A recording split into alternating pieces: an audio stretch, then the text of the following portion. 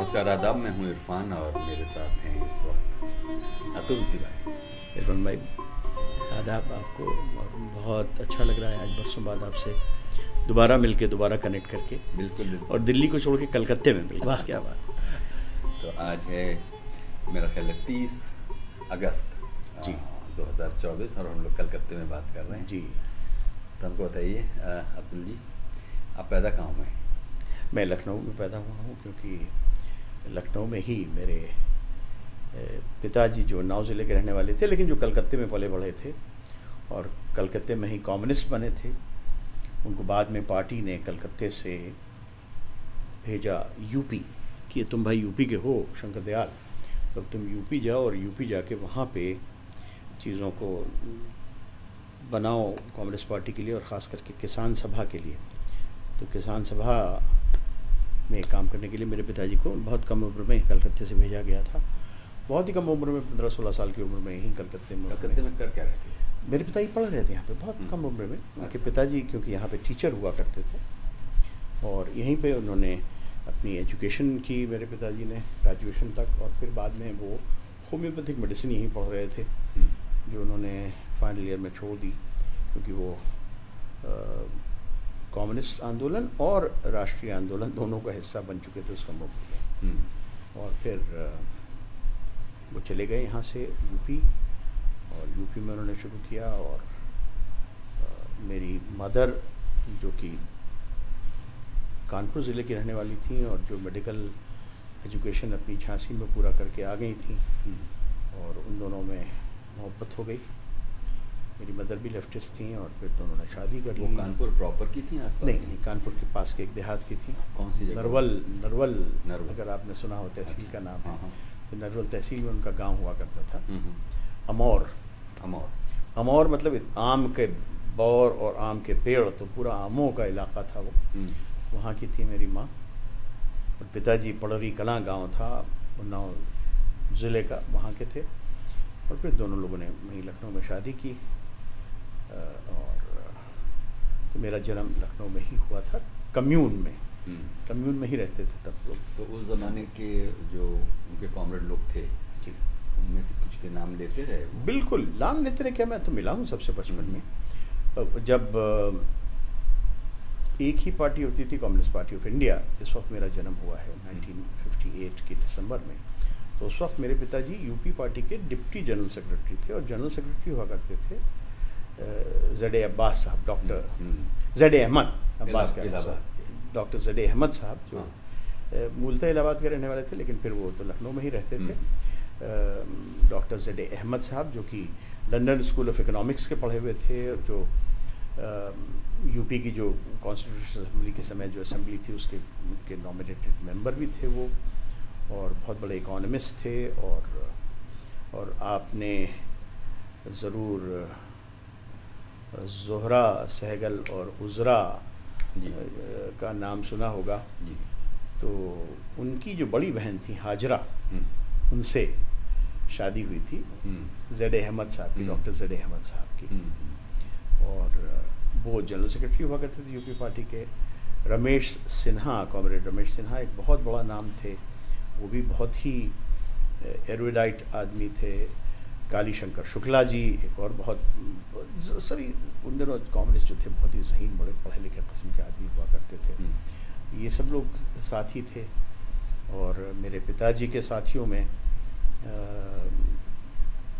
जब मैं साथी कह रहा हूँ, तो जब बाद में पार्टी का बंटवारा हुआ, तकसीम हुई पार्टी की, और सीपीएम और सीपीआई 2 बने विजयवाड़ा में, तो उसमें जो लोग थे उनके तो सबके नाम आपने सुने हो, चाहे वो पी सुंदरैया हों, चाहे वो बासुपनैया हों, चाहे वो रामामूर्ति हों, चाहे वो कॉमरेड, हम क्योंकि कलकत्ते में बैठे हैं, ज्योति बसु हों, प्रमोद दासगुप्ता हों।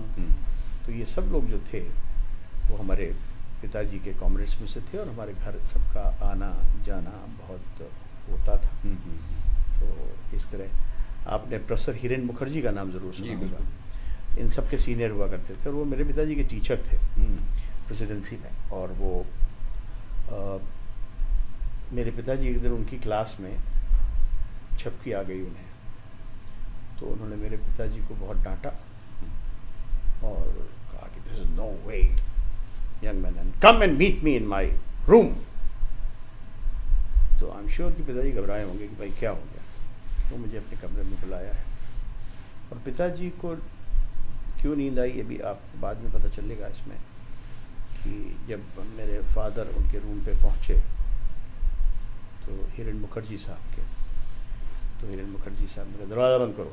दरवाज़ा बंद किया, फिर बोले Shankar Dayal, I know you have been working very hard with the unions of the UP and Bihar workers, and I know you spend all your nights talking to the workers because in the day they have no time. The Marwadi will not let them have any time, and work from 6 o'clock in the morning till 12 at night. That's the only time you can go and work with them. He was trying to make a union of the UP and Bihar workers, which were the loaders basically, जो रेड़े और ठेले चलाते थे, उन workers के साथ में पिताजी पहली यूनियन बना रहे थे। और वर्क आवर्स को लेके बना रहे थे कि भैया 8-10 घंटा कुछ तो तय करो। तुम सुबह सुबह बोलते हो 8 ट्रक आ रहा, 6 बजे आ जाना, और वो बेचारा बिना नहाए धोए 6 बजे पहुंच जाता है वहाँ पे, ट्रक उतारता है, तब तक तुम आ जाते हो, दुकान खोल लेते हो, फिर सामान डिलीवरी शुरू हो जाती है। ये बड़ा बाजार ले जाओ, ये छोटा बाजार ले जाओ, और ये वहाँ ले जाओ, ये बालीगंज, ये टालीगंज, दिन भर तुम सामान पहुँचवाते हो हमसे। ये आड़तीय होते थे बड़े से टू, एज यू नो दैट थोक वाले होते हैं, तो दिन भर तुम ठेले हमसे चलवाते हो, दोपहर में एक सत्तू खाने का समय देते हो हमें, और फिर शाम को जब हम आते हैं कि चलो अब दिन की दिहाड़ी ले लें, 7-8 बजे जब पहुँचे, जब बाज़ार बंद होने लगे, तब तुम हमसे कहते हो एक ट्रक अभी 11 बजे आने वाला था, फंसा हुआ था, तो उतरवा के जाना। फिर हम ट्रक उतरवाएँ 11 बजे से, ट्रक उतरवाएँ, दुकान बंद करवाएँ, 12 बजे जाएँ यहाँ से। तो उनके लिए कुछ वर्किंग आवर्स होने चाहिए। ये पिताजी की पहली एक यूनियन एक्टिविटीज़ में से था कलकत्ते में। अकेले वो नहीं थे, उसमें और भी सब कॉमरेड शामिल थे। कॉमरेड अयोध्या सिंह उनके बड़े अच्छे मित्र थे, जो बाद में स्वाधीनता के एडिटर बने, बहुत बड़े इतिहासकार थे। ये सब लोग शामिल थे, ये दोनों लोग विशेषकर शामिल थे। तो उन्होंने कहा मुझे पता है शंकर दयाल कि तुम रात भर यूनियन का काम करते हो, लेकिन मैं तुमको एक चीज़ दे रहा हूँ, जब मेरे क्लास में आया करो तो इसके लगा लिया करना, मैं बुरा नहीं मानूंगा। और उन्होंने काला चश्मा दिया पिताजी को, ये लगा कि मेरे क्लास में बैठा करो, अगर नींद आ जाए तो मुझे तुम्हें डांटने की ज़रूरत ना पड़े। ये होते थे लोग, इसको कहते हैं टीचर, इसको कहते हैं कि जो आदमी समझता है अपने स्टूडेंट्स की बुनियादी ज़रूरतों को और कामों को और सबको। तो ऐसे कलकत्ता में मेरे पिताजी का लालन पालन हुआ था, और फिर यहाँ से वो गए यूपी, उन्होंने काम शुरू किया। तो मेरा जन्म लखनऊ में ही हुआ था, वो भी कम्यून में। कितने भाई बहन हैं? हम 2 हैं, मैं हूँ, मेरी एक छोटी बहन है 5 साल छोटी मुझसे। अच्छा। उसका जन्म भी लखनऊ में ही हुआ। वो कहाँ रहती है? अब वो बहुत बड़ी डॉक्टर है, वो बेसिक उसकी ट्रेनिंग पैथोलॉजी में है। तो वो डायरेक्टर लैब साइंसेज है एक हॉस्पिटल की, और उस हॉस्पिटल की सुपरिटेंडेंट भी है। There is a chain of hospitals in UP which is headquartered in Kanpur called Regency group of hospitals. उसकी वो सुपरिटेंडेंट है, and she looks after the hospitals not only in Kanpur, 5 of them, but 1 in Lucknow, 1 in Gorakhpur, 1 in and they are opening with many other centers. रहती कानपुर में? रहती कानपुर में। तो फिर आप पैदा लखनऊ में हुए, और आपकी पढ़ाई फिर कहाँ लखनऊ में हुई। हाँ। लखनऊ से ही मैंने ग्रेजुएशन किया। लखनऊ से ही मैं पोस्ट ग्रेजुएशन कर रहा था जब मेरा NSD में एडमिशन हो गया, मैं उसे छोड़ के। NSD में क्यों हो गया एडमिशन? क्यों हो गया मतलब क्योंकि मैंने अप्लाई किया। वही तो सवाल है। मैंने इरफान भाई मेरी बहुत मैं लकी रहा हूँ। वहाँ पे कुछ शुरू कर दिया मेरी ग्रेजुएशन के ज़माने में? कुछ नहीं, ग्रेजुएशन के ज़माने में नहीं। 9 साल की उम्र में मैंने रेडियो का म्यूज़िक का ऑडिशन पास कर लिया था, B ग्रेड में। अच्छा। तो मैं गाता था एज ए चाइल्ड आर्टिस्ट। और 10 साल की उम्र में मैंने ड्रामा का ऑडिशन पास कर लिया था, तो मैं नाटक करता था। और नाटकों में क्या हुआ, उन दिनों कुछ लखनऊ में धारावाहिक नाटकों का प्रचलन शुरू हुआ। Radio was the only medium, as you know. I am talking about 69-70। मेरा 11 years old, 70 में। तो वो मेरा हो गया, उसमें ड्रामा ऑडिशन हो गया। और इत्तेफाकन एक रेडियो की, उन दिनों तो आप जानते हैं कि सब लोग रेडियो के ही एम्प्लॉयज़ हुआ करते थे, वो सारे बड़े बड़े साहित्यकार, बहुत से संगीतकार। तो चंद्रकिरण सोनरिक्शा जी एक थी राइटर। चाय भी पीते चलिए जी। तो चंद्रकिरण सोनरिक्शा जी ने कुछ धारावाहिक नाटक लिखे रेडियो के लिए। और उन धारावाहिक नाटकों में दोनों के मुझे नाम भी याद हैं। एक का नाम था लाल हवेली। उसमें 4 बच्चे जो हैं मेरी लीडरशिप में जाते हैं और एक लाल हवेली का राज खोज के लाते हैं और पता चलता है कि जो इसमें जो मर्डर हो रहे थे और जो इसमें लोग गायब हो रहे थे वो एक्चुअली एक गैंग है जो इस पुरानी शहर की लाल हवेली में रहता है और वहाँ से ये सब बदमाशियाँ कर रहा है। और उस गैंग को एक्सपोज करने का काम जो बड़े बड़े CID और पुलिस नहीं कर पाए थे वो अतुल तिवारी ने कर दिया। तो बड़ा अप्रिसिएशन हुआ। वह एक और बनवाई इसी तरह का धारावाहिक नाटक। सीरीज और सीरियल तब नहीं होते थे, एक नाटक आया ख़त्म हो गया हवा महल पे, तो या कभी बड़ा नाटक रेडियो पे आया ख़त्म हो गया। लेकिन सीरीज का सिलसिला शुरू हुआ लखनऊ रेडियो से, which is one of the oldest radio station as you know, after of course Bombay, Calcutta, Delhi. तो ज़रूरी भी था क्योंकि उत्तर प्रदेश सबसे बड़ा स्टेट भी था। तो फिर एक और बना दरियाए नूर की वापसी। अच्छा। क्योंकि एक कोहिनूर है तो एक दरियाए नूर भी है और वो गायब हो जाता है। और जब बड़ी बड़ी सब एजेंसियाँ भारत सरकार की उस दरियाए नूर को वापस पाने में फेल हो जाती हैं, तो अपने 3 दोस्तों के साथ में अतुल तिवारी लगते हैं, उनका जो भी नाम था नाटक में, और वो दरियाए नूर को वापस ले आते हैं। तो दरियाए नूर की वापसी बना। तो और नाम भी लिए जाते थे, आपको याद होगा कि इस नाटक में रमेश की भूमिका में थे अतुल तिवारी, गणेश की भूमिका में थे इरफान और पनाडे की भूमिका में थे ये। तो मतलब बड़ा एप्रिसिएशन, बड़े लेटर्स, उन दिनों पोस्ट कार्ड सब कमाल के आते थे। लखनऊ रेडियो से एक और कार्यक्रम आया करता था बाल संघ, जो 45 मिनट्स का प्रोग्राम था। Now you understand the value of a 45 minute radio programme.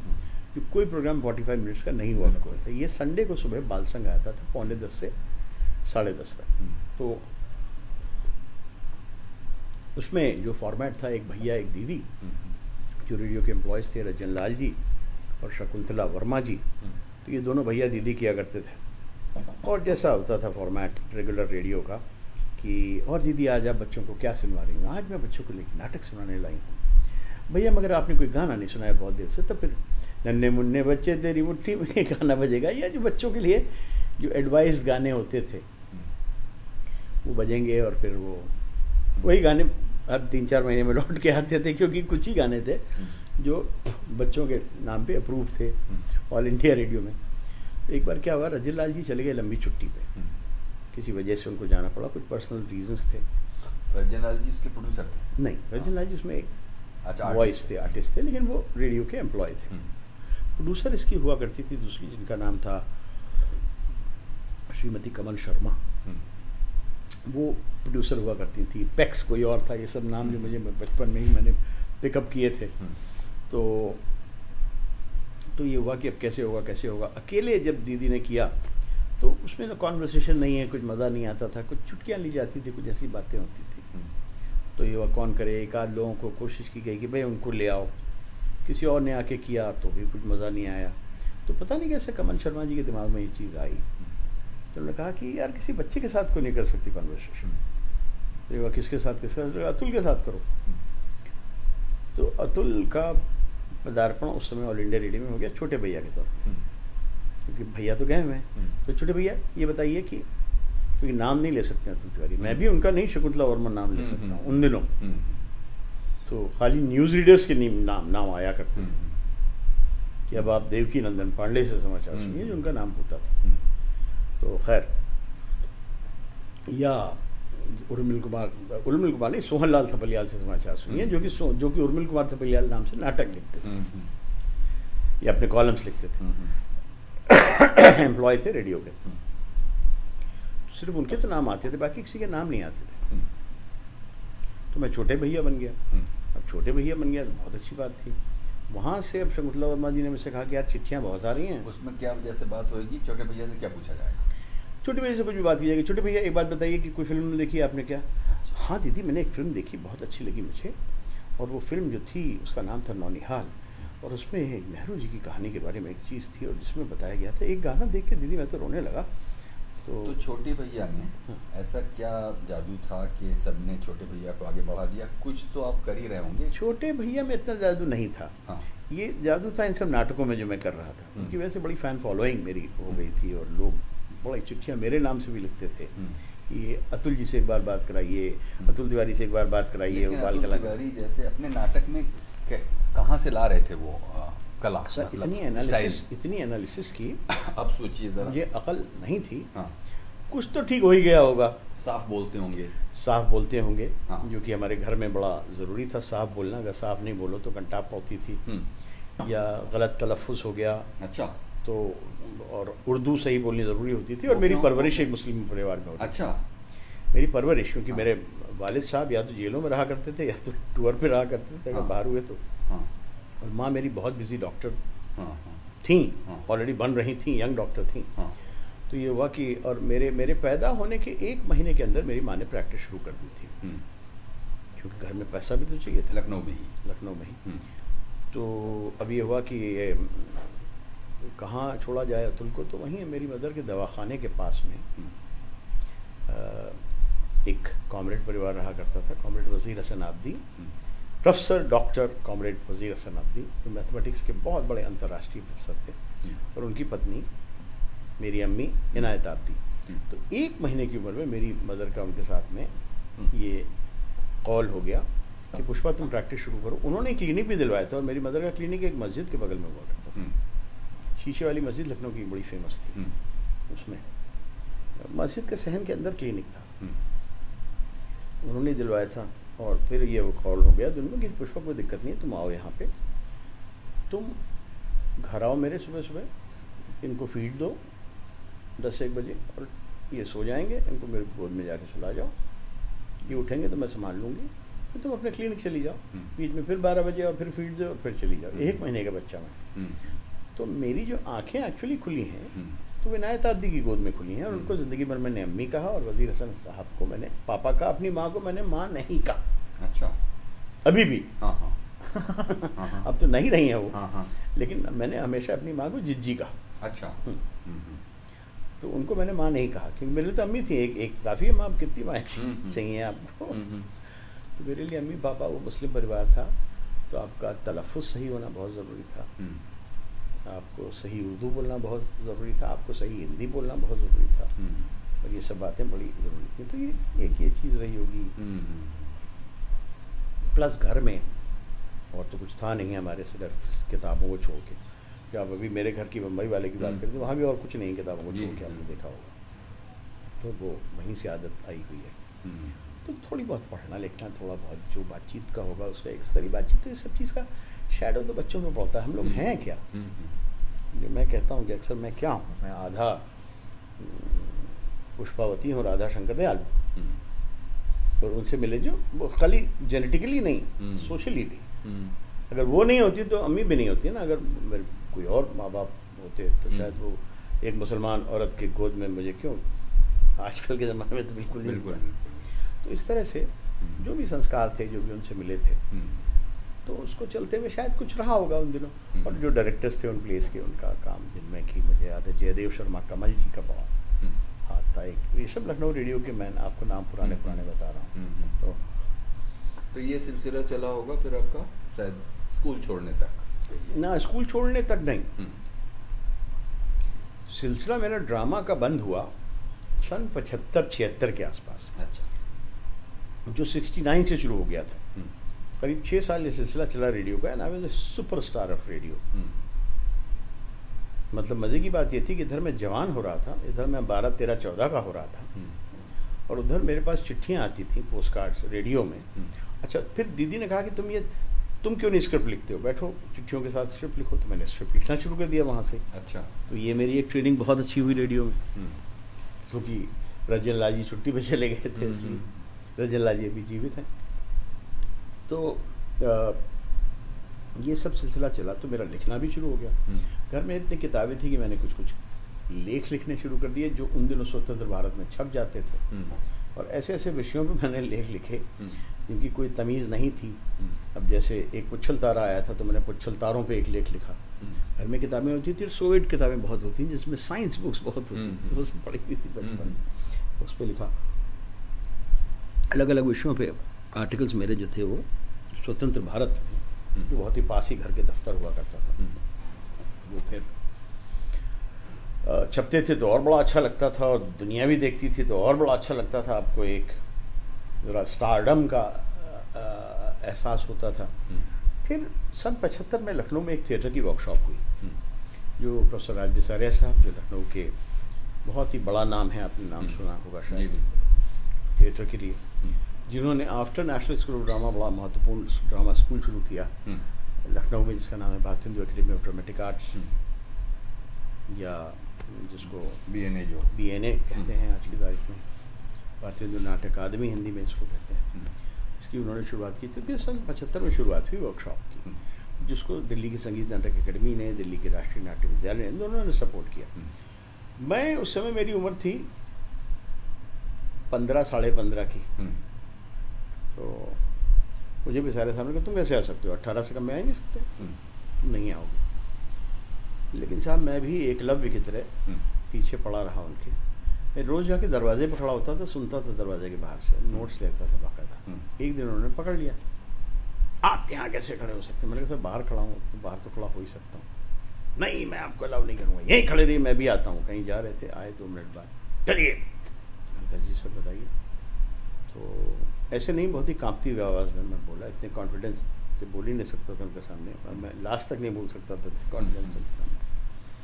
तो बोले मैं देख रहा हूँ कि 4 दिनों से जब से ये वर्कशॉप चल रही है, आप आते हैं, रोज़ खड़े होकर नोट्स लेते हैं, फिर बाद में आप लोगों से बात करके जो चीज़ नहीं सुन पाई वो भी नोट करते हैं। मैंने कहा सर सही बात, मैं ऐसा कर रहा हूँ। तो बोले कि अगर ऐसा है और आपको मेरी बात नहीं माननी है तो आपको सर्टिफिकेट तो मिलेगा नहीं, क्योंकि अभी तो आप 15 साल के हैं। मैंने कहा नहीं सर, 15.5 का हूँ, 16 का होने वाला है, लेकिन फिर भी आप 18 के तो नहीं हैं, और बिना एडल्ट हुए आप क्लास नहीं ज्वाइन कर सकते। सर तो आपको कोई सर्टिफिकेट नहीं मिलेगा। मैंने कहा मैं मांग ही नहीं रहा हूँ सर्टिफिकेट, लेकिन कल से आप क्लास के अंदर आके बैठेंगे। मैंने कहा अरे सर थैंक यू, और क्योंकि आप सबसे यंगेस्ट हैं इसलिए आपको सबसे ज़्यादा मेहनत करनी पड़ेगी। मैंने कहा सर मैं जान लगा दूँगा। That's how I met Mr. Bisaria, and he remained my guru till the end of his life. He died this year. Fortunately, I was there with him last 1 week, and तो ऐसे मेरी शिक्षा शुरू हो गई नाटक में बाकायदा। थिएटर, रेडियो की तो चली रही थी। रेडियो में उन दिनों कुछ मेरे नाटक इतने सफल हुए, जब मेरे नाटक में कह रहा हूँ, मैं सिर्फ एक छोटा पार्ट कर रहा था, जिनका निर्देशक या तो जयदेव शर्मा कमल करते थे या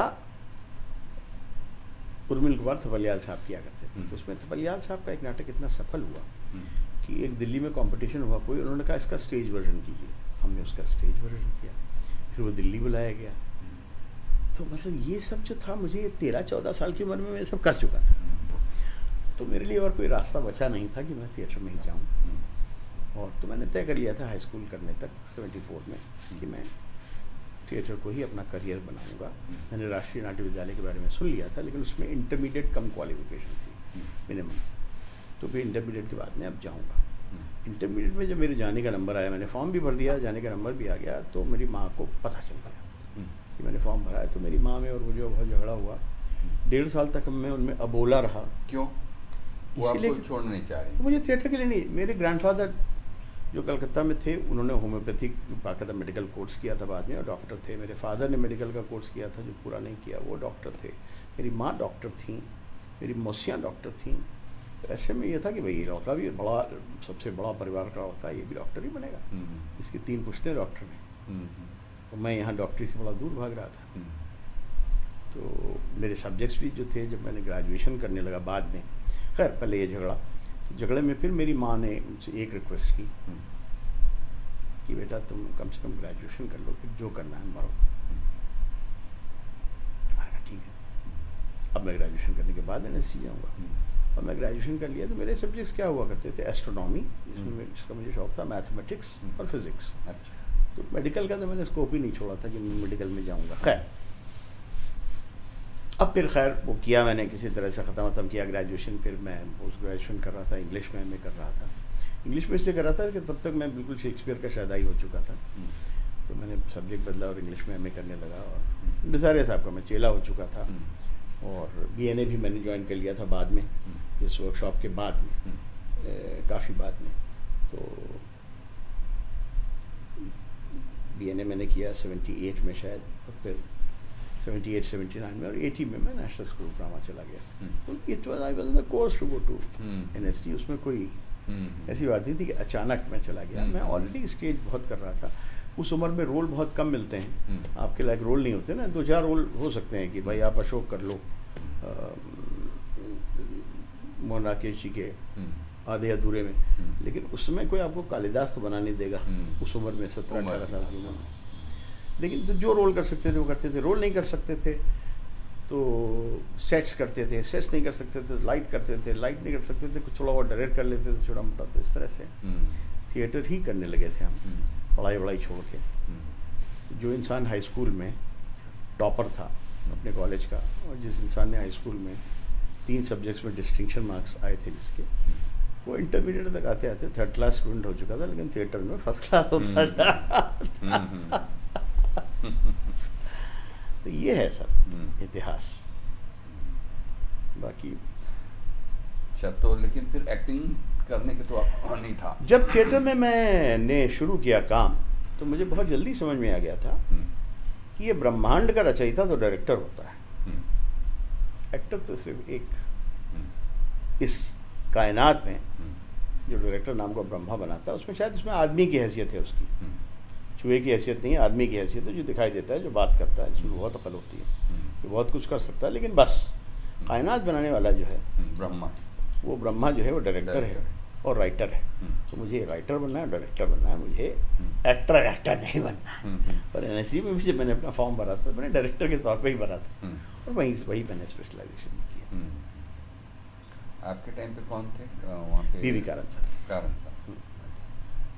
अच्छा, तो हाँ, म्यूजिक का क्या हुआ? आप कह रहे थे थोड़ा गा रहे थे शुरू में, बिल्कुल बचपन में गा रहा था, सीख रहा था। मैंने पक्का गाना भी थोड़ा सा सीखा। अच्छा, थोड़ा सा पक्का गाना भी सीखा, थोड़ा सा। और रेडियो में उन दिनों एक हुआ करते थे चैटर्जी साहब, जो पियानो पे बाकायदा बच्चों को गाने सिखाते थे, तो उनके पास हम बहुत सीखा करते थे। हमारा घर जो था, पहले लखनऊ की विधानसभा थी, विधानसभा मार्ग पे विधानसभा को फेस करके खड़ी, तो दाहिने हाथ को एक था रॉयल होटल जहाँ हम लोग रहते थे, उसके दाहिने हाथ को रेडियो स्टेशन था। तो हमारा रेडियो स्टेशन का फाटक अगल बगल था। अच्छा।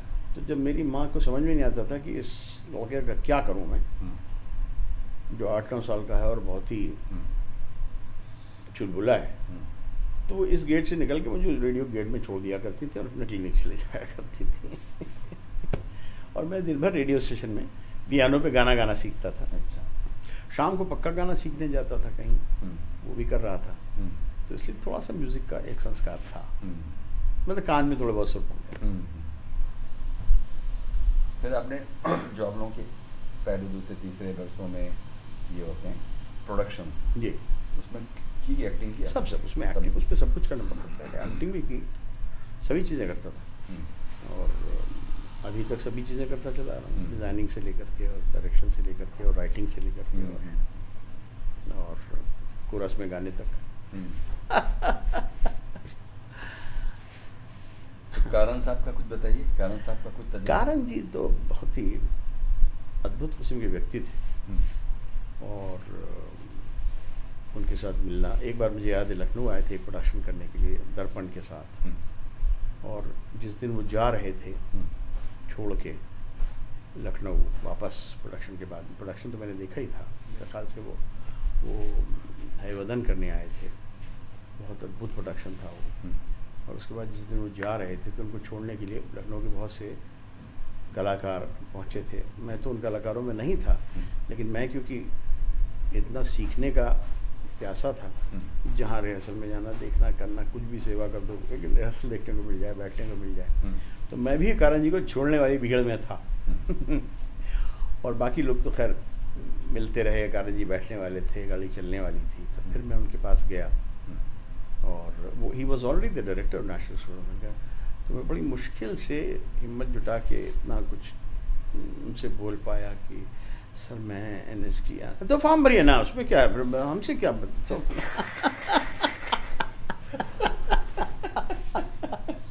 बस मुझे लग रहा था पता नहीं ये मुझे देखते ही कह देंगे कि हाँ क्यों नहीं, बिल्कुल आओ बेटा ये हो।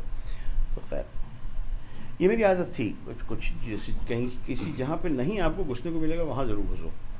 सत्यजीत रे साहब जब आए, शतरंज की खिलाड़ी लखनऊ आए, तो मैंने सत्यजीत रे की फिल्में देखी हुई थी, क्योंकि बंगाली क्लब भी मेरे घर से बहुत दूर नहीं हुआ करता था, और वहाँ पे बंगाली क्लब में ये कालीबाड़ीज और बंगाली क्लब्स का बहुत बड़ा हाथ है थिएटर और सिनेमा को भारत में फैलाने में। And we are talking this thing in Kolkata. तो कालीबाड़ी कलकत्ते में नहीं है, क्योंकि कलकत्ते में तो और यहीं के लोग सब नाटक करते थे, देखते थे, लेकिन बाकी हिंदुस्तान में कालीबाड़ियों का और बंगाली एसोसिएशंस का और बंगाली क्लब्स का बड़ा भारी हाथ रहा है थिएटर को और अच्छी फिल्मों को देश भर में ले जाने में। तो लखनऊ की क्योंकि का जो बंगाली क्लब था वो बहुत ही पास था हमारे घर से, तो मैं वहाँ जाता था। वहाँ सत्यजित की सारी फिल्में मैंने देखी थी। वहाँ मैंने एक आध फिल्में ऋतिक घटक की देखी थी मैंने, ठीक है, और सत्यजित की खास करके जो फेलुदा सीरीज थी मैंने पूरी देखी हुई थी। तो मुझे तो लगता था मैं इस आदमी को समझता हूँ और ये आदमी लखनऊ आ रहा है और मैं नहीं जाऊँ, जिसका इतना फिल्मों में इंटरेस्ट है तो कुछ गलत हो जाएगा। लेकिन अब जाऊँ तो जाऊँ कैसे? तो ये पता चला कि एक जो नया होटल खुला है, पहला 5 सितारा होटल लखनऊ का, जिसका नाम था क्लार्क्स अवध, वहाँ ठहरे हुए। कैसे मिले जा नहीं सकते थे। 5 स्टार होटल के मेरे पिताजी ने मुंह नहीं देखा था, तो मैं क्या देखूंगा उसमें, पैसे थे नहीं। तो मैंने अपनी साइकिल ली, मैं कहा आज चलता हूँ, क्या जूते पड़ेंगे लेकिन देखा जाएगा। तो और मैं साइकिल लेके पहुँचा और मैं घुसने लगा गोमती के किनारे, जो हमारा अभी भी खड़ा हुआ है क्लार्क्स अवध, उसमें। और जैसे मैं गया गेट के अंदर एंटर करने लगा तो 3-4 वो वॉचमैन दौड़े, भाई क्या हो गया, भाई क्या हो गया? नहीं आप साइकिल लेके नहीं अंदर जा सकते। मैंने कहा लेकिन बाकी लोग जा रहे हैं, कोई साइकिल से नहीं जा रहा है। तब मुझे पहली बार, अब देखिए किस तरह का क्लासिज्म होता है इस सोसाइटी में कि 5 सितारा होटल में आप साइकिल लेके नहीं जा सकते। उस नौकरों की एंट्री अलग होगी, कहीं पीछे वहाँ से जाइए, और नौकर आप हैं नहीं हमारे, आप कौन हैं, आप क्यों जा रहे हैं? ये देखिए, ये सच्चाई थी, अभी भी सच्चाई है इस देश की। जिस क्लब में हम और आप बैठे, यहाँ हम रबड़ की चप्पल पहन के नहीं जा सकते हैं इनके क्लब में, रेस्टोरेंट में। तो खैर, तो मैंने कहा अच्छा ठीक ठीक ठीक है, मैं समझ गया। मैं साइकिल लेके चला गया और सामने ही वो है बेगम हजरत महल पार्क।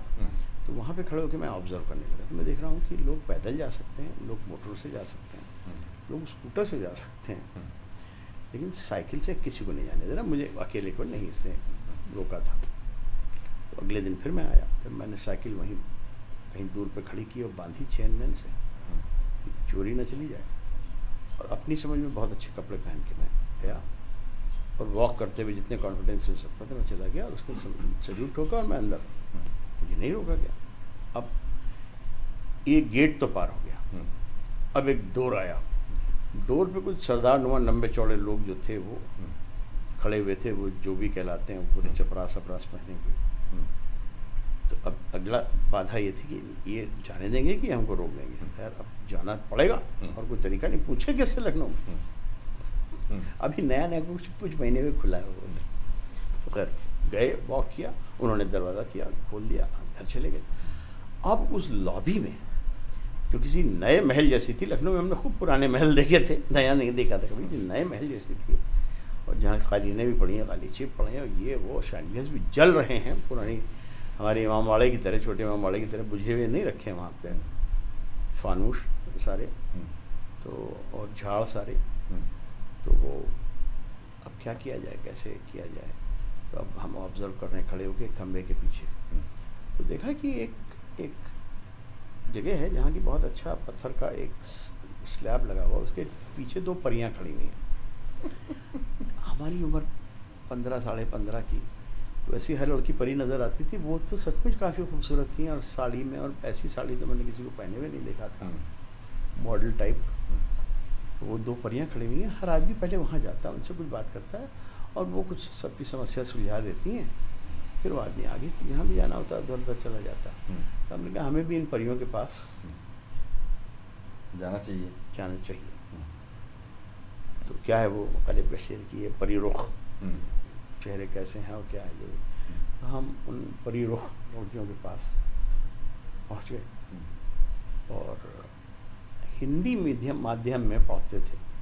पटरी स्कूल था, क्योंकि पिताजी ने, माँ ने मेरी एडमिशन मेरा करवा दिया था लामा चीनियर में, नर्सरी केजी में, छोटे क्लास में। जब मेरे बाप जेल से छूट के आए तो उन्होंने कहा कहाँ भर्ती कराया? उन्होंने कहा लामा चीनियर। बाप मेरा नाम गड़ा था लेगा ये वहीं जाएगा जहाँ मेरे सब कॉमरेड के बच्चे अफोर्ड कर सकते हैं पढ़ना, और ये वहीं पढ़ेगा। उसको कुछ बनना होगा तो बन जाएगा, नहीं बनना होगा तो भाड़ में जाएगा। तो मैं पटरी स्कूल में पढ़ता था, नीचे बैठ के पढ़ता था।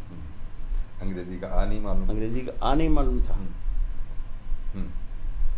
तो मतलब मालूम था अंग्रेजी का आप मतलब, लेकिन प्रोनाउंसिएशन था नहीं, घर में किसी से अंग्रेजी बात होती नहीं थी, वो कॉन्फिडेंस नहीं थी। ग्रामर में बहुत अच्छा था, क्योंकि हाई स्कूल कर चुका था, ग्रामर में बहुत डिस्टिंक्शन लाया था लिखने में, लेकिन बोलना आता नहीं। तो बड़ी मुश्किल से उनसे कहा सत्यत्र, तो उन्होंने कहा कि just wait here, he will be here in a while. बड़ा लगा कि अच्छा भाई आएंगे यहाँ पे, हम सही जगह सही वक्त पे आए हैं। और उसने वेट हियर की तरफ यूँ कुछ इशारा किया। बड़े अच्छे अच्छे सोफ़े पड़े हुए थे वहाँ पे, लेकिन मेरी हिम्मत नहीं हुई उन सोफ़ों पे बैठने की। मुझे लगा कि कोई पैसा ना मांग ले कि अच्छा यहाँ बैठते आप, कितने मिनट हो गए? 6-7 मिनट हो गए, लीजिए। तो अब मैं सोफ़े पे तो बैठने की हिम्मत नहीं, तो फिर मैं अच्छा ऐसे बीच में खड़े हो गए, वो भी नहीं अच्छा लग रहा है, क्योंकि थिएटर की आदत आपको पता, गलत ब्लॉकिंग है तुम्हारी, यहाँ नहीं खड़े रह सकते हो तुम।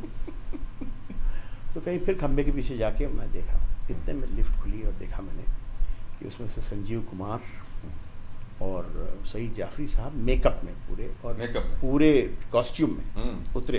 अच्छा। और उतरे और आए और वो करते हुए आए, और फिर वो आके सोफे पे बैठ गए और बातचीत करने लगे दोनों। तो मैं समझ गया कि अच्छा ये लोग शूटिंग पे यहाँ से तैयार होके जा रहे हैं, पहला लेसन नंबर 1। फिर इतने में एक देखा, एक बड़ा खूबसूरत सा हैंडसम सा टॉल सा यंग लड़का आया।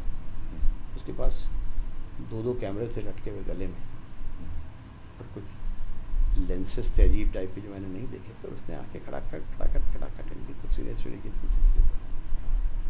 ये संदीप राय हुआ करते थे एक उस जमाने के, जिनका बाद में मैंने पहचाना कि ये संदीप राय। थोड़ी देर बाद भाई साहब लिफ्ट का दरवाजा खुला और एक जायंट ऑफ अ मैन दाखिल हुआ, जिसके साथ एक ऑरा चल रहा था। उसको देखते ही अचानक संजीव कुमार और जो दोनों लोग खड़े हुए और दादा, और उन्होंने जाके घुटने से छुए उनके, संजीव कुमार ने, और वो गले लिपटे, और दादा ने कहा ये sit we will just go. और दादा भी उन परिरुख चेहरों की तरफ मुड़ गए और वहाँ जाके काउंटर पर उनसे बातचीत कुछ करने लगे। और ये वो, अब मुझे ये भी लग रहा था कि कहीं ये लोग निकल गए, ऐसे तो नहीं आए होंगे लिफ्ट से ऊपर से, कहीं से कहीं जा ही रहे होंगे बाहर। मैं कहा यही मौका है, छापा मारो तिवारी जी। तो मैं काउंटर पे पहुंच गया। अब क्योंकि सत्यत्र उनसे बात कर रहे थे लड़कियों से, तो मैं कुछ भी बोला भी नहीं। जैसे उनकी बात खुली, उन्होंने सर यस। और जब मैं पास पहुंचा तो देखा कि आदमी और भी टॉल है जितना मैं समझता था। तो मेरा चेहरा ऑलमोस्ट आसमान की तरफ, और मेरा कद जितना भी था और एक आध दिन छोटा हो गया था उनके सामने पहुंच गया, नर्वसनेस की वजह से। यस सर, मैं उनको ये व्हाट। उन दिनों मैं अपने छोटे से पोलर कैमरे से 120x120 का जो होता था कुछ तस्वीरें खींचता था। तो वो लेके गए, और मुझे लगता था कि दुनिया में 2 ही लोगों को कॉम्पोजिशन आता है, एक सत्यजीत रे और एक अतुल तिवारी को। अच्छा। और जब मैं अपनी तस्वीरें उनको दिखाऊंगा तो उनको बहुत पसंद आएंगी। अच्छा, और तस्वीरों में मैंने शूट क्या किया था, वहीं कहीं बंगाली क्लब में या कहीं मैंने एक फिल्म देखी थी, छाता जूता लालटेन, जो हुसैन साहब ने बनाई थी, याद होगा आपको। तो छाता जूता लालटेन में तीनों चीज़ों के बड़े अच्छे अच्छे कॉम्पोजिशंस थे।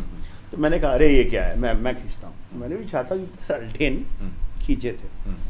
तो जब कुछ मुंह से कुछ निकल नहीं पाया अंग्रेजी में, तो मैंने जेब में हाथ डाला और वो फोटोग्राफी पैकेट निकाला स्टूडियो का। पूरी तैयारी से गए थे पूरी तैयारी से मिल ही जाएंगे। और मुझे लगा था बस ये फोटो देखेंगे और कहेंगे तुम कहाँ थे, आओ मेरे असिस्टेंट बन जाओ। तो दादा ने देखे से खट यस। तो मैंने कहा ये आदमी तो कुछ मतलब तो मेरे मुंह से था सर मुझे शूटिंग देखनी। अच्छा। अब मुझे लगा कि या तो मुझे थप्पड़ मार देगा या कहेगा कि नो यू कांट। अब ये सत्यजीत की ग्रेटनेस थी, and I'm so happy that we are talking this in Calcutta। बोले श्रीवास्तव, और एक प्रोडक्शन कंट्रोलर दौड़ता हुआ है। ये सब वर्ड तो मुझे बाद में पता चले, लेकिन प्रोडक्शन कंट्रोलर की छवि बिल्कुल वैसी थी जैसे कि बाद में कंफर्म हुआ कि प्रोडक्शन कंट्रोलर ऐसे होते हैं। उसने एक सफारी सूट पहना हुआ था, मतलब यहाँ कटी बाहों का एक आधा कोट जैसा, जो कमीज और कोट के बीच की कुछ चीज़ थी, और एक पैंट और नीचे जूते, और हाथ में एक छोटा वाला जिसमें पैसा भर के नहीं लोग एक ज़माने में चलते थे, पाउच, वो पूरा पाउच एक हाथ में। दादा तो वो दौड़ के पहुंचा वो और बोले, this boy will come to the shoot, get him come in our bus. अरे भाई, ये तो मतलब शूट पता नहीं चलता था कहाँ हो रही है आज। गाँव में पहुंच भी जाओ आप साइकिल लेके, मैं गया था एक आध बार। अच्छा। तो मतलब कि नहीं, वो अब वहीं थे, अब वहीं चले गए हैं, हम वैसे गए हैं। अब कहाँ गए, अब कहाँ ढूंढो शूटिंग कहाँ हो रही, किस पेड़ के नीचे, किस अमराई में, और किस जगह, और किस गांव में, किस रास्ते में। बट दिस वॉज अ की टू मी। अब तो मैं आ जाता था पूछ के, साइकिल बाहर खड़ी की, वहीं हजरत महल पार्क की दीवार में। अब तो सीधे आना था बस में, जहाँ बस खड़ी रहती थी, और श्रीवास्तव से मिलना था, बस में बैठ जाना था और टीम के साथ जाना। That was the first shoot which I had watched in my life. Do you see? मैं भी मेहनत करने लगा हुआ। हाँ, क्या बिल्कुल। ये है सर। तो कितने दिन आपने थिएटर काफी मैं गया हूँगा कोई हफ्ता 10 दिन कुछ। अच्छा, उसकी क्या लर्निंग्स हैं?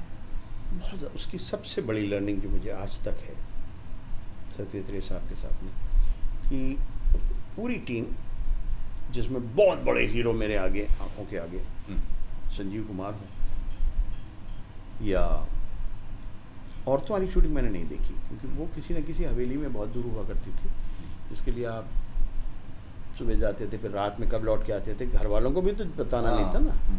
घर वालों को पता चल जाए कि आप स्कूल नहीं जा रहे हो, इंटरमीडिएट है आपका चल रहा है, और आप शूटिंग देखने जा रहे हो, तो मतलब बिल्कुल ही एक दिन की बात अलग हो गई यूनिवर्सिटी की, लेकिन आप रोज़ यही कर रहे हो। और ऊपर से बात ये कि हमारे घर में टेलीफोन हुआ करता था, कहीं ना कहीं से एक फ़ोन कर देना कि हम वो स्कूल में आज ज़रा देर हो जाएगी, फुटबॉल मैच है, और वहाँ से हम सीधे कोचिंग पढ़ने चले जाएंगे। माँ के पास भी कहाँ टाइम, डॉक्टर वो इतनी बिजी, ठीक है जो भी, रात में मिला आ जाना खाने में आ जाना।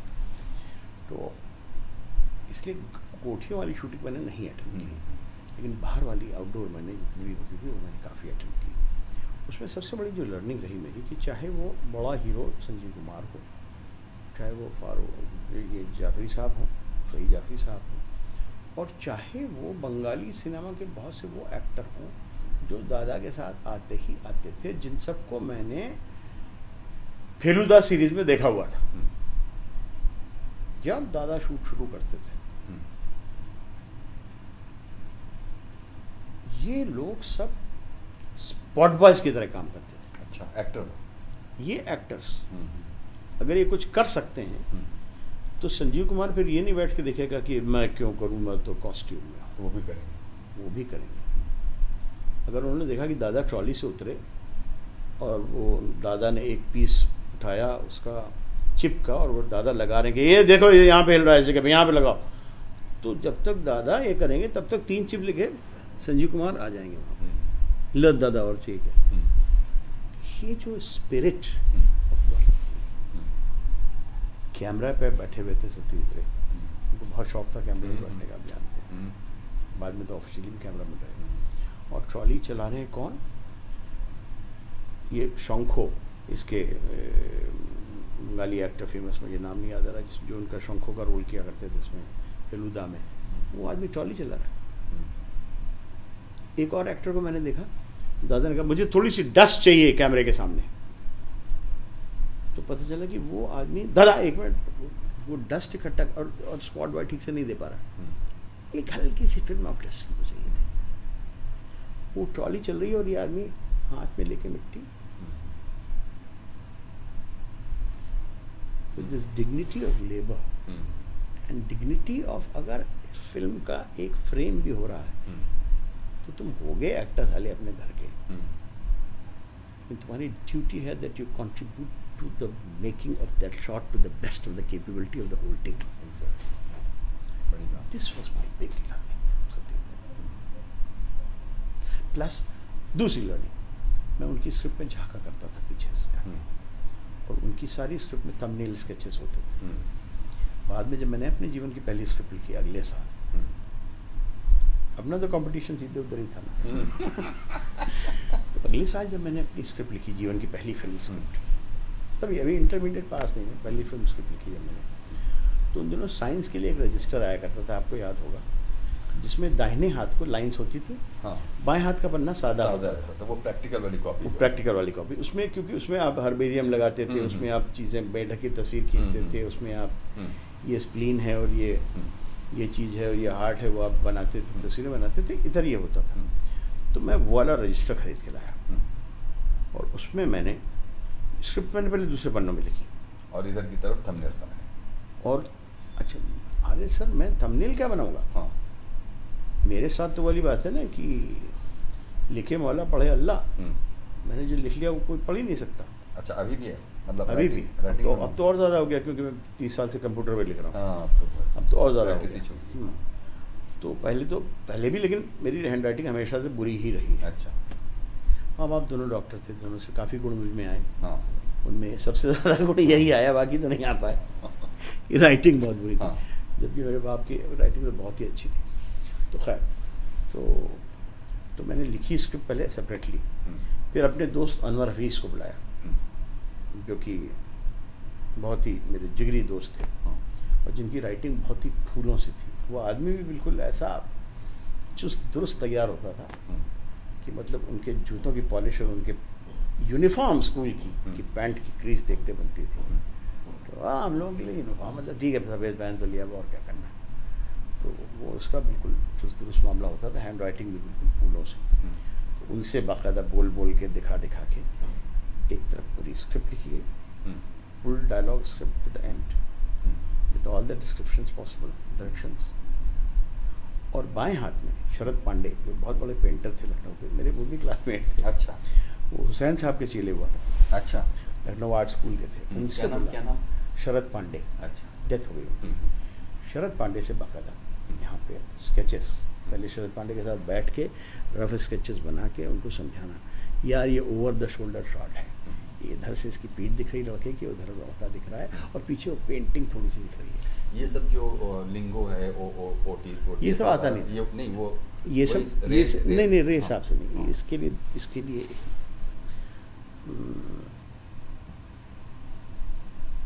अगर मैं लिखूंगा नहीं, मुझे पता है, क्योंकि दो वजहों से। एक तो मैं बड़ा आलसी हूँ और दूसरी बात यह है कि बहुत सी चीज़ें ऐसी हैं जो सामने मैं नहीं ला सकता हूँ फॉर वेरियस रीजंस। लेकिन अगर मैंने कभी अपनी ऑटोबायोग्राफी लिखी तो उसका शीर्षक होगा I am so grateful to, because I am so grateful to so many people who came in my life, accidentally, deliberately, whichever way. हमारे पास जो घर था लखनऊ में, वो हमारी माँ ने बड़ी मुश्किलों से बनवाया था। She was the soul earner. वालिद साहब तो कुछ कमाते नहीं थे, वो जेलों में रहते थे। तो सिवाय नाम के और काम के, बहुत इम्पोर्टेंट काम, लोगों की ज़िंदगी बदलने का काम। तो बड़ी मुश्किलों से उन्होंने, बड़ी मेहनत से, उन दिनों सीमेंट पे भी राशन था, तो धीरे धीरे 2 बोरी 4 बोरी करके मिलती थी। तो वो काम उन्होंने बनवाया। अब ये था कि इसके ऊपर की भी फ्लोर बनवाई लो, तो ऊपर का फ्लोर बनवाया तो उसमें 2-4 किराएदार भी आ गए थे। 2 उसमें से एक किराएदार एक आए, मेरे एक मामा थे, उन्होंने भेजा रिकमेंड करके कि ये सिरोहिया साहब आ रहे हैं, मुंबई से शिफ्ट हो रहे हैं। मुंबई से? हाँ, मुंबई से शिफ्ट हो रहे हैं, तो ये अकेले हैं, इनको दे देना पुष्पा। मेरी माँ ने दे दिया उनको एक कमरा। तो राजेंद्र सिंह सिरोहिया साहब थे, वो बम्बई में सिनेमाटोग्राफर हुआ करते थे। उनको लंग्स की एक डिजीज़ हो गई और उनका एक लंग जो था कोलैप्स कर गया। अच्छा। तो अब डॉक्टर ने कहा तुम समुद्र के किनारे मत रहो, यहाँ सी प्रेशर बहुत ज़्यादा होता है और ह्यूमिडिटी बहुत ज़्यादा होती है, तुम बीमार पड़ जाओगे, कहीं बीच की जगह पे जाओ, जैसे कुमार गंधर्व जी के साथ हुआ था। जैसे तो वो सैनिटोरियम जैसी जगह पे देवास में भेज हाँ दिया। हाँ। तो उनको ये लखनऊ चले आए थे, क्योंकि उनको नौकरी भी तो चाहिए थी, करें क्या ज़िंदगी में, सिनेमाटोग्राफर की ट्रेनिंग दी उन्होंने। तो लखनऊ में उनको सूचना विभाग में नौकरी मिल गई थी एज अ चीफ कैमरामैन। अच्छा। He was the chief cameraman in Lucknow सूचना विभाग। सरदार जी थे, सिरोही के रहने वाले, और उनके पास में फिल्मों की बहुत बेसिक और बहुत अच्छी किताबें हुआ करती थी। वो जो सब अब मेरे पास है, उनकी डेथ हो गई। तो उन्होंने मुझे वो सब बचपन में देनी शुरू कर दी। और उनके साथ में बैठ के, क्योंकि घर ले आते थे, अगर सुबह अगले दिन 6 बजे कहीं जाना है तो ऑफिस का कैमरा घर आ जाता था, फिर घर से ही कैमरा उठा के खुद वो अच्छा सुबह गाड़ी आ जाएगी, उससे जाएंगे कहीं मुख्यमंत्री जी के साथ कहीं जाना, कहीं you know how it works. और उन दिनों तो कैसे हुआ करता था, फिल्म पे स्टॉक 16 mm का, ये सब चीज़ें घर आ जाया करती थी, मैं जाके मुझे दिखा भी देते थे, वो ओब्लाइज करते, बहुत बच्चे की तरह उन्होंने मुझे पाला। और तो उनसे मैंने ये सब किताबें लेके देखी हुई थी, जो सब इलस्ट्रेटेड किताबें थी फिल्मों के बारे में, और वो सब किताबें अभी मेरे पास हैं। अगली बार बम्बई आइएगा तो मैं आपको दिखाऊंगा कि जहाँ से मेरी फिल्म की ट्रेनिंग शुरू हुई, ABC शुरू हुई। ये सब चीज़ें, मतलब ऐसा नहीं था कि मुझे बिल्कुल पता ही नहीं कि OSS क्या होता है और ये क्या होता है, वो क्या होता। ये बात जो आपने पूरा रे वाला प्रकरण बताया, कभी आपने शमा जी और जावेद साहब को बताई बात? जी, शमा जी को पता है, जावेद साहब क्योंकि को मुझे फ़ौरन यही याद आ रहा था कि अभी तो फिल्म बनना शुरू नहीं हुई थी, और तब जावेद साहब के साथ बम्बई के एक होटल में कैसे कैसे वो किस्सा पूरा बना कि वो पेंसिल चबाया करते थे। तो वो तो बाद की बात हुई होगी जब शूट शुरू हुआ, लेकिन उससे पहले मतलब अब ये भी नहीं मालूम था कि एक दिन यही अतुल तिवारी जो रिसेप्शन पे शर्मा रहा है, वो एक दिन शमा जैदी के साथ बैठ कर काम करेगा।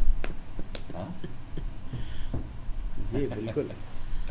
तो I am so grateful to, अच्छा टाइटल है वैसे, अच्छा टाइटल है किताब, तो लिखिएगा क्या? मैंने कहा कि शायद लिखूंगा तो नहीं, क्योंकि इतना आलसी हूँ नंबर 1, और जैसे आज तक फुटबॉल में मुझे समझ में नहीं आया कि आप बॉल को ड्रिबल करते हो, टैकल करते हो, यहाँ से वहाँ पास देते हो, बहुत पास पहुँच जाते हो, फिर भी पास कर देते हो। ये कब मूवमेंट होता है जब आपको लगता है कि अब नहीं, अब गोल में मारो ही। ये मिस्ट्री, मतलब आप कह रहे हैं? ये मिस्ट्री है। हाँ। मतलब मैं तो फुटबॉल अंदर से खेला मैंने बचपन में थोड़ा बहुत, लेकिन ज़्यादा नहीं। लेकिन बाहर से अब देखता हूँ तो मिस्ट्री है कि यार पिछली बार तो बहुत पास था, तब इसने नहीं मारा था, अब कि ये दूर है, इसने क्यों मार दिया? और उसमें से गोल हो ही जाते हैं आफ्टर ऑल, तभी तो गोल होते हैं। तो ये मिस्ट्री भी कि वो कौन सी उम्र है जब बायोग्राफी लिखी जाए। हाँ, हबीब साहब की तरह कि जब आप एक ही पार्ट पूरा कर पाते हो, या अनुपम खेर की तरह जिन्होंने 30 साल में बायोग्राफी लिख दी। आधी झूठी लिखी, आधी ज़्यादा झूठी लिखी, लेकिन ठीक है। एक हबीब साहब हैं जो कभी कभी इतनी सच है बायोग्राफी कि आपको लगता है कि यार ये इसकी क्या ज़रूरत है। तो ये मुझे एक तो ये भी नहीं समझ में आया कि बायोग्राफी लिखने की सही उम्र क्या है। हाँ, सही कह रहे हैं। एक ये दो बातें, और दूसरी बात यह है कि मुझे ऐसा लगता है कि बहुत से ऐसे मेरे नाम हैं ज़िंदगी में, या तो मैं अनुपम खेर की तरह लिखूं, सब कुछ हो सकता है, जो कि इसमें झूठ हो, प्रिटेंशंस, ऑब्वियस झूठ हो, या आप आदि से ना बात ही मत करें उनकी आप। क्योंकि अनुपम खेर की ज़िंदगी का मैंने बहुत हिस्सा लखनऊ का जो है वो देखा है, बहुत करीब से देखा है। मुझे पता है कि उन्होंने उसका जिक्र ही नहीं किया, जो कि वो चीज़ें बहुत इम्पोर्टेंट थी।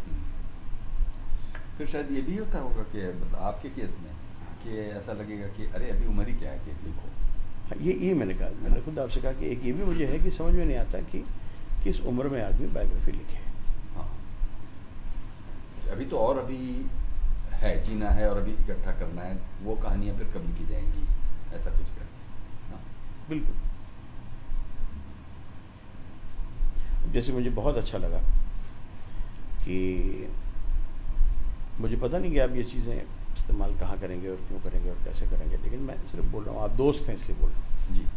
ये लेकिन मुझे अच्छा लगा, बहुत अच्छा लगा या ठीक लगा कि चलो प्रधानमंत्रियों का एक म्यूज़ियम मोदी जी ने बनवाया, क्योंकि हर प्रधानमंत्री की लेगेसी को रिकॉर्ड होना चाहिए कहीं ना कहीं। US में एक ट्रेडिशन है कि every president after retirement gets a fund and can choose where to make his own museum and his library। ये US का एक ट्रेडिशन है। तो हर प्रेसिडेंट ने कहीं ना कहीं एक अपना म्यूजियम बनाया है। अच्छा। जो जीते जी वो तय कर लेता है कि यहाँ बनाऊंगी कहानी, इस शहर में मैं चाहता हूँ बनाऊँ। तो अलग अलग शहरों में अलग अलग प्रेसिडेंट्स के आमतौर से वो जहाँ से आते हैं वहीं बनता है। मैंने 2-4 उसमें से देखे भी हैं। यहाँ तो ऐसा हुआ नहीं था कि क्योंकि मैं बलिया का था तो बलिया में चंद्रशेखर जी का म्यूजियम बनेगा, ऐसा तो हुआ नहीं था। या मैं मोन्सी में रहता था तो वहाँ बनवा दो, ऐसा हुआ नहीं था। तो मोदी जी ने सबके म्यूजियम बनवाए, बहुत अच्छा किया। पहले फेज़ का जब इनाग्रेशन हुआ मैं देखने गया तो म्यूजियम बहुत इम्प्रेसिव नहीं है मेरे ख्याल से, लेकिन चलो है। और मुझे बहुत अच्छा लगा कि उसमें मोदी जी की गैलरी नहीं थी। जब आप स्वयं प्रधानमंत्री हैं तो आपको कोई हक नहीं है कि आप अपने पे बनवाएं। तो मुझे लगा ये बड़ा अच्छा निर्णय है। लेकिन अब मुझे पता चला कि सेकंड फेज़ में अब मोदी जी की गैलरी बन रही है, जबकि वो अभी भी प्रधानमंत्री हैं। ये मुझे सही नहीं लगता है। वैसे ही ऑटोबायोग्राफी कब लिखें ये भी पता होना चाहिए। जब आप रिटायर हो जाएं, जब आप प्रधानमंत्री न रहें, जैसे देवेगौड़ा जी पे है इस समय, क्योंकि मेरे ख्याल से या मनमोहन सिंह जी पे अब बन रही है गैलरी, उनके मतलब बना दी गई है ऑलरेडी, क्योंकि वो जीवित भले हों लेकिन प्रधानमंत्री नहीं है। प्रधानमंत्री काल की आप बात कर सकते हो, लेकिन आप प्रधानमंत्री रहते हुए आप उस काल पे बात हो तो ये सही नहीं है। इन गैलरियों के बनने में आपसे कभी कोई सुझाव सलाह नहीं लिया गया? इन गैलरियों को बनाने के लिए जब लोगों का चुनाव होना था उसमें मैं भी था। हाँ। लेकिन किन्हीं कारणों से मेरा किन्हीं कारण वो कारण मुझे पता है, वो शायद मेरी बायोग्राफी में आए, लेकिन वो मेरा चुनाव नहीं। आपकी पढ़ी हुई ऑटोबायोग्राफी में से कौन सी ज़्यादा आपको लगती है कि वैसी होगी आपकी, अच्छी, ईमानदार?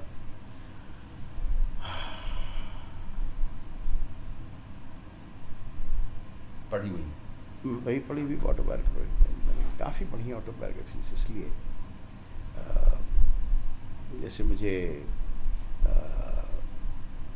नरसिम्हा राव जी की बायोग्राफी, अगर पॉलिटिकल लोगों की बात करें तो अच्छी लगती है। नेहरू जी की बायोग्राफी की तो अपनी ही एक अलग बात है। गांधी जी की बायोग्राफी जितनी सच्ची और जितनी आसान और जितनी छोटे छोटे चैप्टर्स में हो सकती है उसके अपना, मैं सिर्फ इस समय भारतीय पॉलिटिशियंस की बात कर रहा हूँ, क्योंकि हम लोग एक कॉन्टेक्स्ट में बात कर रहे हैं हम लोग। तो ये मुझे अच्छी लगती है। एक चीज़ बताइए, अभी तो आपने घड़ी देखी, लगता है कि इसलिए भी कि हम लोगों को 1 बजने वाले हैं, है ना? तो क्या करें, बंद करें? हम कर लें सर उसको, फिर कभी कंटिन्यू कर लेंगे। ठीक है, इसको जैसे ही फुर्सत मिलेगी कंटिन्यू करेंगे। बिल्कुल। तो अतुल तिवारी के साथ ये बातचीत जारी है, मिलेंगे बातचीत के दूसरे हिस्से में थोड़ी देर बाद। बहुत शुक्रिया अतुल जी। बहुत मज़ा आ रहा है, बहुत बहुत शुक्रिया। बहुत मज़ा आ रहा है, बहुत सारी चीज़ें, आपकी स्मृति भी कितनी प्रकार है, आपने साइकिल वाला जो पूरा सीक्वेंस बताया। कुछ चीज़ें तो ऐसी याद रह जाती हैं, मतलब ये मिस एडवेंचर्स जिसे बोलते हैं बचपन के। तो देखिए पहले जैसे याद नहीं आया था, वो मैंने बाद में बताया। तो मतलब कोई मैं बड़ा क्रमगत चलने की कोशिश नहीं कर रहा था, एक बातचीत के सिलसिले में चलने की कोशिश कर रहा था।